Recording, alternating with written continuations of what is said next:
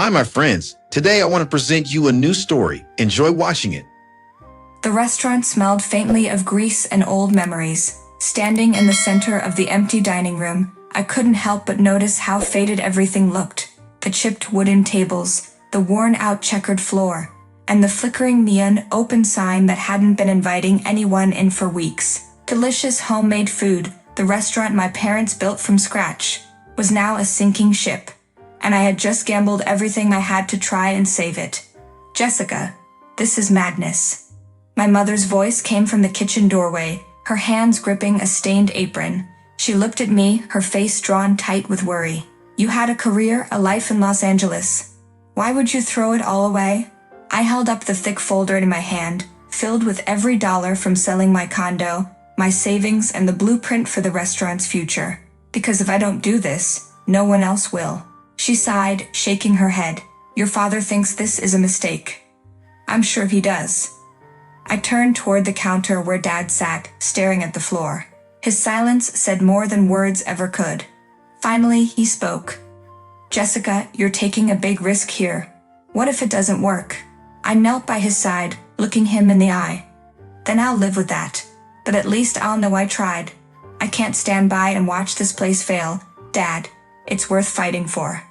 The fight started immediately. The kitchen was in shambles. Grease-coated stoves, a freezer filled with expired ingredients, and a menu that hadn't been updated in decades. Worse, the staff looked defeated, tired smiles and half-hearted efforts to hold things together. I stood at the counter the next morning, addressing the team. I'm not going to sugarcoat this, I said, looking at each of them. This place is on the brink of collapse, but I believe we can turn it around. Maria, the head waitress, crossed her arms. And how do you plan to do that? Half the town's already written us off. By showing them we're worth coming back to, I said firmly. New menu, better service, and a restaurant that looks as good as the food tastes. It's not going to be easy, but I promise you it'll be worth it. There were murmurs of doubt, but no one quit. The next few days were brutal. I arrived before dawn to scrub every surface in the kitchen, reorganize the pantry, and test recipes. By evening, I was in the dining room, updating the decor with a fresh coat of paint and brighter lighting. Maria caught me sweeping up at midnight. Jessica, you're running yourself ragged. I have to, I said, pushing the broom harder than necessary. If we don't fix this, we lose everything. By Friday night, we unveiled the revamped menu, featuring fresh, locally sourced ingredients and modern twists on old favorites. The first few tables trickled in cautiously, but by the end of the night, we had more guests than we'd seen in weeks. Maria approached me after the last customer left.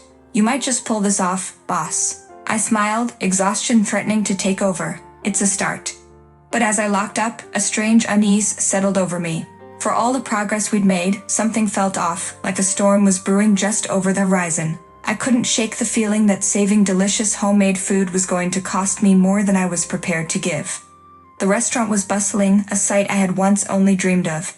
Tables were filled, the aroma of freshly baked bread wafted through the air, and laughter echoed in the dining room. Delicious homemade food was alive again, and I should have been proud. Instead, I felt the creeping edge of unease, like the calm before a storm. Jessica, can I talk to you for a second? My younger brother, Ralph, appeared in the doorway to my office.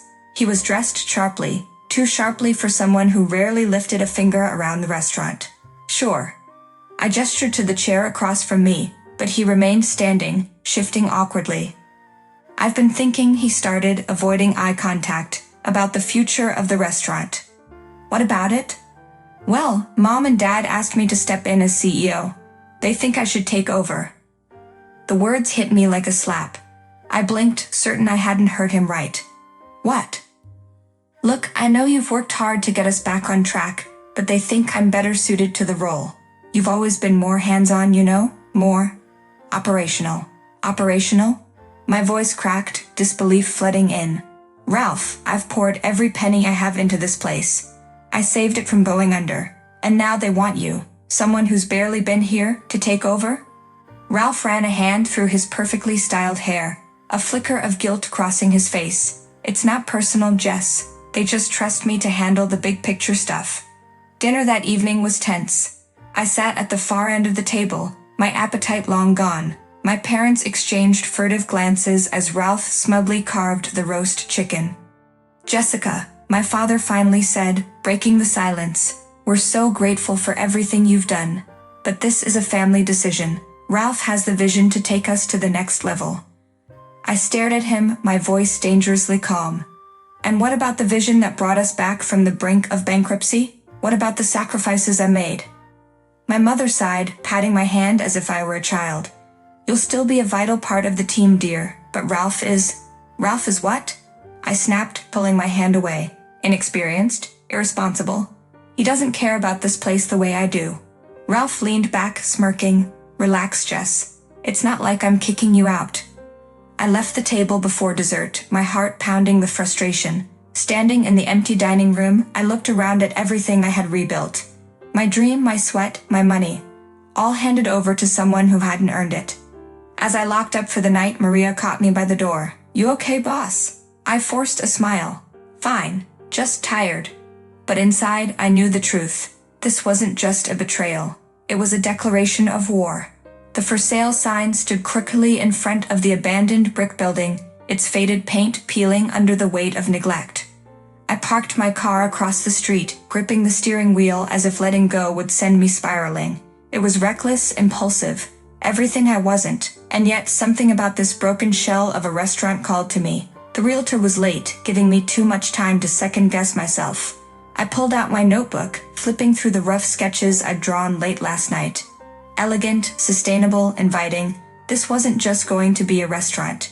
It was going to be my restaurant. When the realtor finally arrived, she was all business. "Miss Palmer, I have to warn you, this building needs significant renovations." The last owner. "I'll take it," I interrupted, surprising both of us.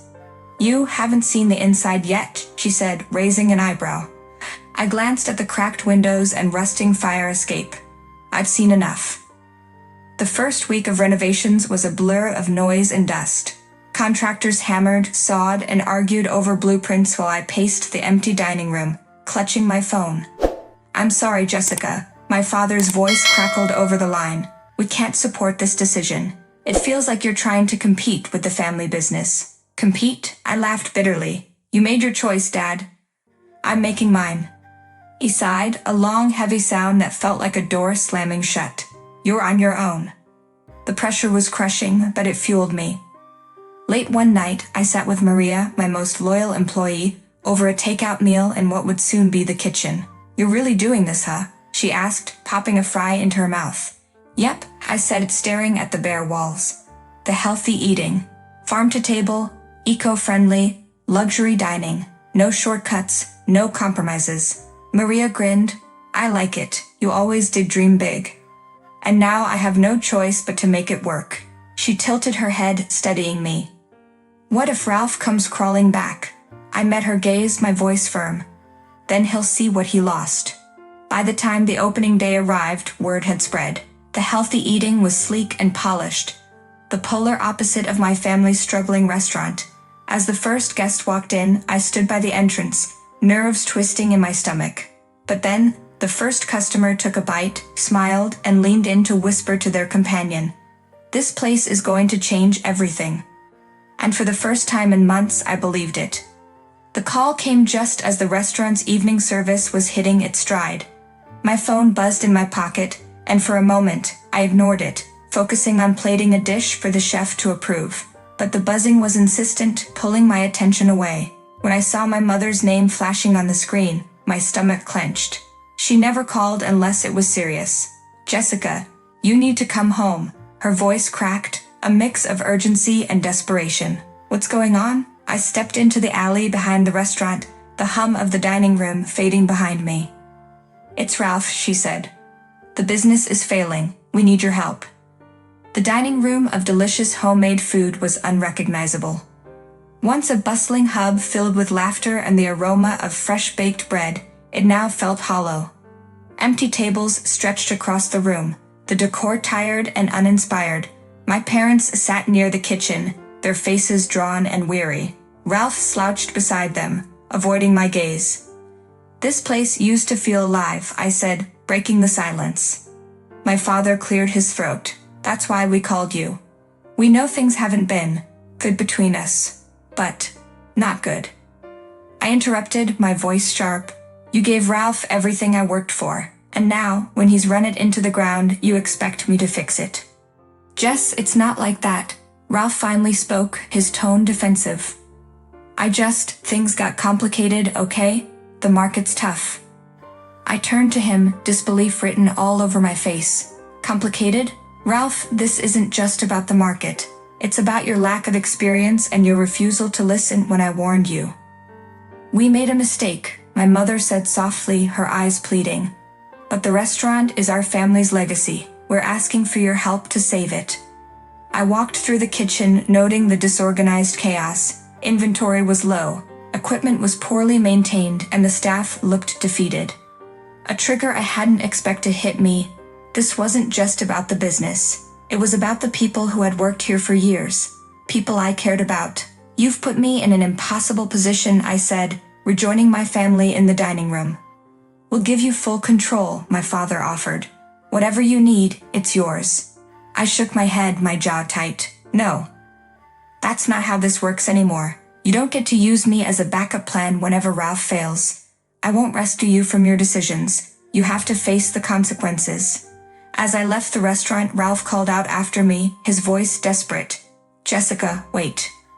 I paused, barely turning. I didn't mean for things to get this bad, he said. I'm sorry. For a moment, I considered his words.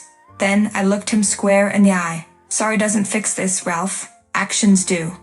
And with that, I walked away, leaving them to reckon with their choices, knowing I'd made mine. The applause was deafening as I stepped onto the stage to accept the Green Plate Award for the healthy eating. The restaurant had become a symbol of innovation, a haven for conscious dining that the city couldn't stop talking about. Cameras flashed and reporters scrambled for a soundbite, but my thoughts drifted to where I'd been just a year ago, on the brink of losing everything I'd built to my family's betrayal. As the host handed me the award, I felt a vibration in my pocket. A text. My heart sank as I read it. We're closing the restaurant. Please come. Dad isn't well. The sight of delicious homemade food was worse than I expected. The windows were dark. The open sign flipped to closed for what seemed like the last time. Inside, my parents sat at a corner table. My father's pallor was alarming, and Ralph paced nervously near the counter. Jessica, my mother began, standing as I entered. We didn't know how else to reach you. What do you want from me now? I asked, my voice steady but cold. My father spoke, his voice weak. We failed you, Jess. I failed you. I should have seen what you were trying to do for this family, but I was too proud to admit I was wrong. I studied his face, searching for sincerity. He looked smaller than I remembered, the weight of his regrets etched in every line. We want to sell you the restaurant, Ralph interjected. It's the only way to pay off the debts. I stared at him, incredulous.